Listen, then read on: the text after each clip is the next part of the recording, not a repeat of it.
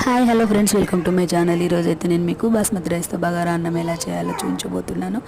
దీనికోసం అయితే ముందుగా నేను ఆనియన్స్, అలాగే పచ్చిమిర్చి, పుదీనా నీట్గా కడుక్కొని రెడీగా ఉంచుకున్నాను. బగారా ఐటమ్స్ లవంగాలు, యాలకులు, సాజీర, దాల్చిన చెక్క, బగారాకు, బగారా పువ్వు, అలాగే మరాఠీ మొగ్గ, స్టార్ ఫ్లవర్, జాపత్రి, ఇలాంటివి బగారా ఐటమ్స్ అన్నీ కూడా నేను రెడీగా పెట్టుకున్నాను. గ్యాస్ వెలిగించి ఒక గంజు పెట్టుకొని అందులో ఒక 2 పెద్ద టేబుల్ స్పూన్ల వరకు నెయ్యి అయితే వేసుకొని, వేడెక్కిన తర్వాత మనం తీసుకున్న బగారా ఐటమ్స్ అన్నీ కూడా అందులో వేసుకొని ఒకసారి బాగా వేయించుకున్న తర్వాత నేనైతే ఇక్కడ ఒక బాస్మతి రైస్ 4 గ్లాసులు తీసుకున్నాను. అందుకోసం 4.5 గ్లాసుల వాటర్ తీసుకున్నాను. వాటర్ పోసుకొని వాటర్ బాగా మసిలిన తర్వాత కొంచెం సాల్ట్ యాడ్ చేసుకొని మనం తీసుకున్న బాస్మతి రైస్ని అయితే ఇందులో వేసుకోవాలి. వేసుకున్న తర్వాత ఒక 5 to 8 మినిట్స్ అలా ఉడికించుకుంటే మన రైస్ అయితే చూడండి ఎంత పొడి పొడిగా వచ్చిందో, చాలా బాగా వచ్చింది.